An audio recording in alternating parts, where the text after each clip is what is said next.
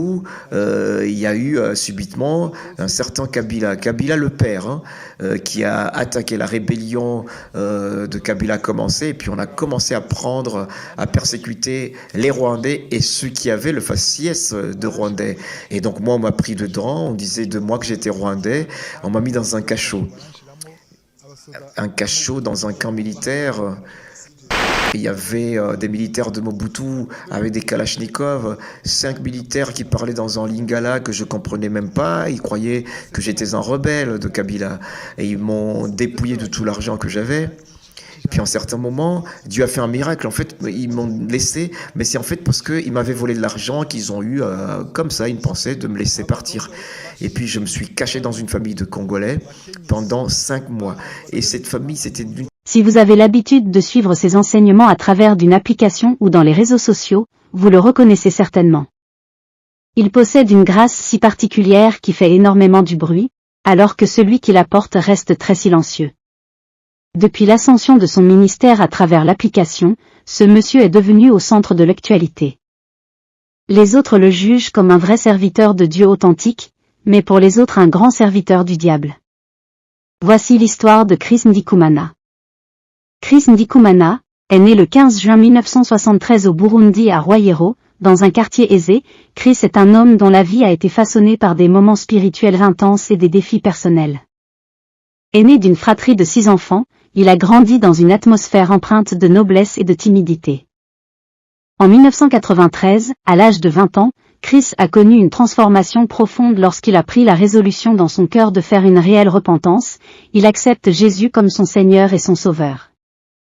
Vous devez savoir, cette expérience personnelle a été vécue de manière individuelle, loin des prédications conventionnelles, une voix divine intérieure le guidant vers le salut.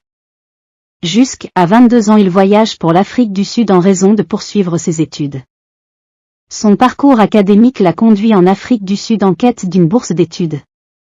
Une tentative qui s'est malheureusement soldée par un échec. Cependant, c'est dans ce contexte qu'il a reçu le salut et a été confronté à une vision divine de sa mission future.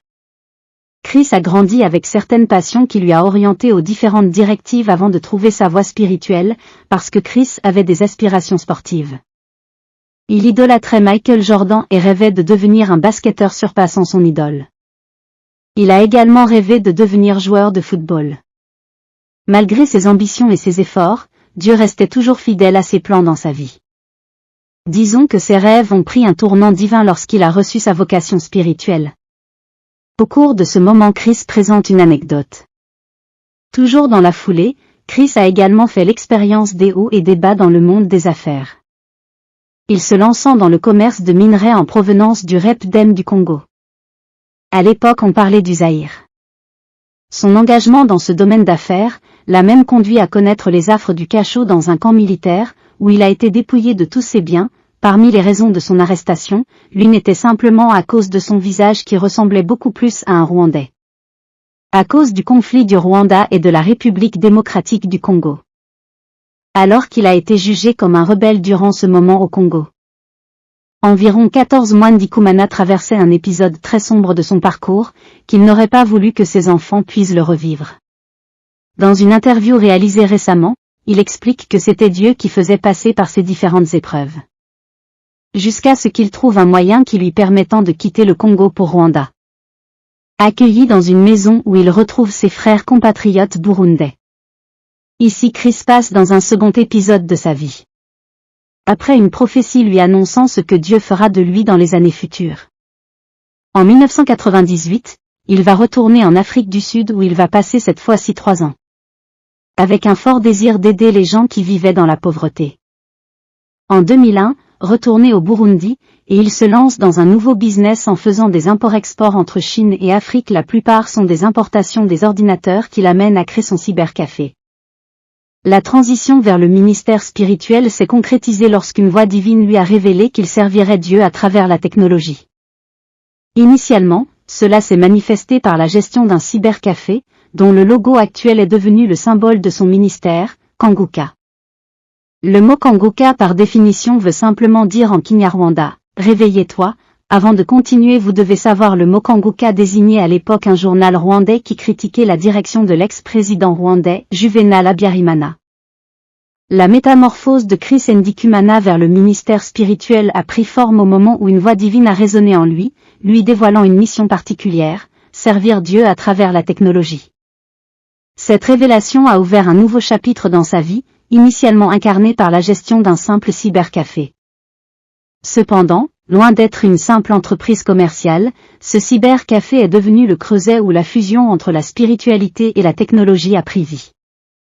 Il incarne la vision inspirée par la voix divine qui lui a dicté de servir au travers de la technologie. Le logo du cybercafé, aujourd'hui devenu le symbole emblématique de son ministère, Kanguka représente bien plus qu'une simple image.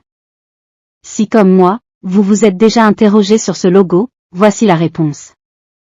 Chaque élément du logo porte le poids de cette connexion divine, symbolisant l'intersection entre la mission spirituelle de Chris et son engagement dans le monde numérique. Nous voyons le logo d'un ordinateur centré comme un outil pour annoncer l'évangile dans les 4 coins du monde. L'histoire qui a fait naître la plateforme chrétienne dite Kanguka a commencé vers l'année 2006. Puisqu'à l'époque l'utilisation de réseaux sociaux n'était pas encore promue. Chris Ndikumana rédigeait les enseignements bibliques qu'il envoyait dans des mails, principalement sur le site Yahoo Messenger et sur les différents sites internet. En 2008, une fois de plus, Dieu avait continué de l'aiguiser d'une manière un peu particulière. Pendant ce temps, Chris passa par des moments précaires dans sa vie séculière sur le plan financier et matériel. Qu'il ne pouvait même plus payer ses frais de loyer en accumulant plusieurs mois de retard. Ce qui lui a poussé à déménager et d'aller vivre dans son bureau de travail. Toujours dans ce même période, Chris va rencontrer celle qui est devenue aujourd'hui sa charmante épouse.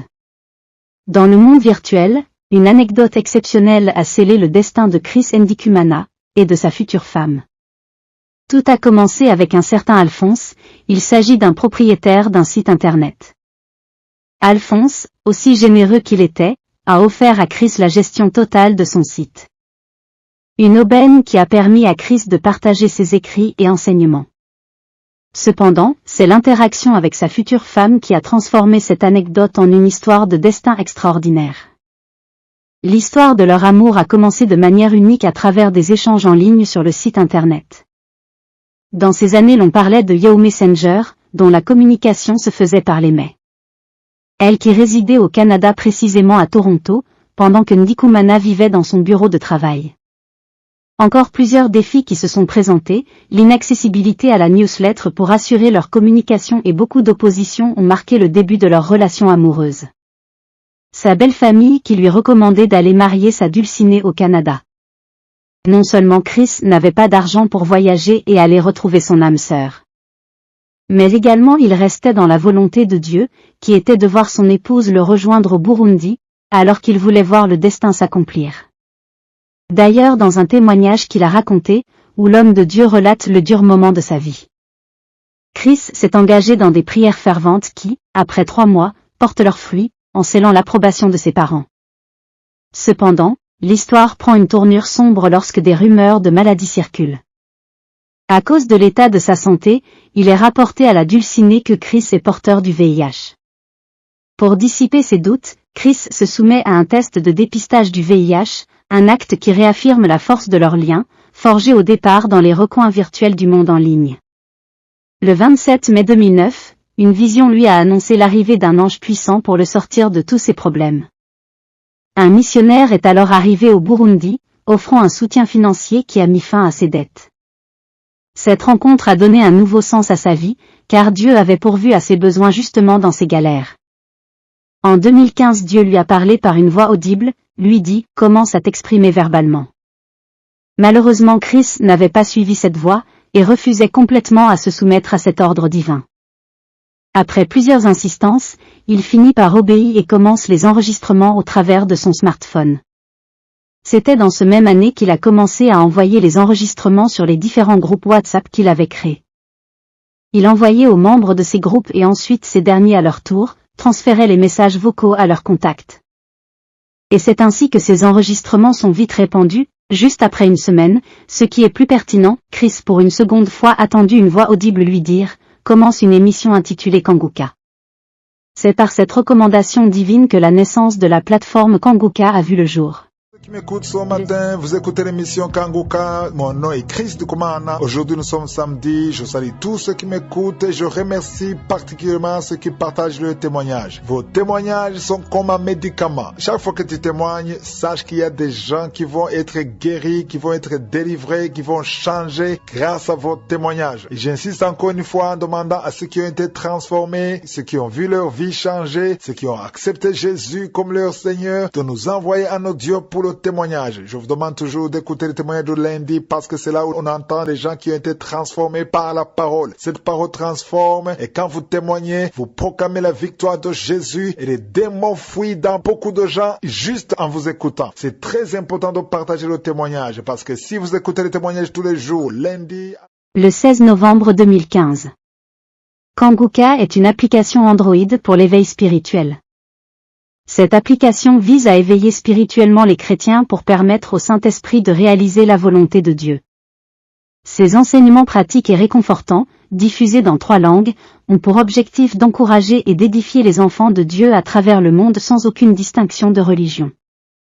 Le pasteur Andy Kumana est marié à sa charmante qui l'accompagne dans son ministère. Alors tu dois savoir, son ministère ne se limite pas à la diffusion numérique. Les croisades physiques, telles que celle du 18 novembre à Douala, qui aurait mobilisé selon certaines sources plus de 200 000 fidèles à l'esplanade du stade Japoma. Cependant, des critiques surgissent également, remettant en question la légitimité et l'impact de telles manifestations. Certains estiment que les miracles et l'espérance ne doivent pas dépendre de personnalités religieuses enrichies. La croissance exponentielle de la notoriété du pasteur Andy Kumana soulève des questions sur la nature de la communication dans le contexte religieux. Les campagnes d'évangélisation et la digitalisation de l'Église sont perçues comme des stratégies de communication efficaces, touchant des millions de fidèles chaque jour. Les implications de la monétisation de ces activités suscitent des préoccupations, mettant en lumière le coût potentiel en termes de vie privée des fidèles.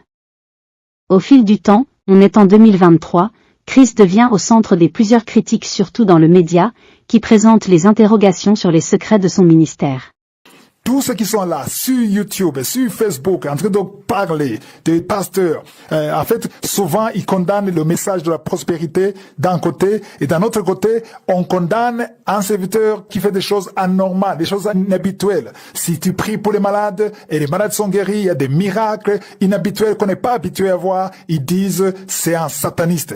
Il a un pouvoir de la sorcellerie, c'est un magicien. Pourquoi? Parce qu'ils ne comprennent pas ce qui se passe. Si vous lisez la parole de Dieu, dans 1 Corinthiens chapitre 2 verset 4, Paul écrit en disant « Et ma parole et ma prédication ne reposaient pas sur les discours persuasifs de la sagesse, mais sur une démonstration d'esprit et de puissance. » Donc, les gens qui sont dans ce ministère de condamnation, ils ne veulent pas quelqu'un qui a des fruits de la démonstration de la puissance de Dieu. Ils ne veulent pas qu'il y ait des miracles et des prodiges. Je suis d'accord que les miracles et les prodiges ne sont pas le signe que tu sers Dieu. Dans Matthieu 24, verset 24, c'est clair. Il y aura de faux prophètes, de faux Christ qui vont faire des miracles. Ça, je suis d'accord que les miracles ne sont pas un signe que tu es dans la voie de Dieu. Mais les miracles et les prodiges accompagnent la parole de repentance.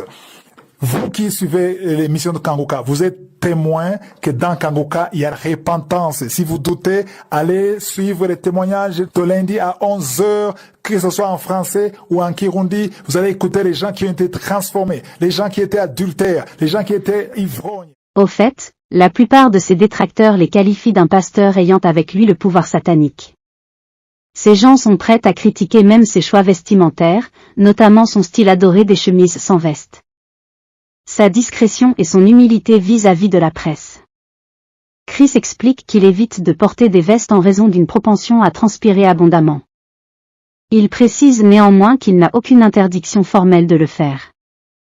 En gros, la plateforme Kanguka reste un projet jusqu'au retour du Christ.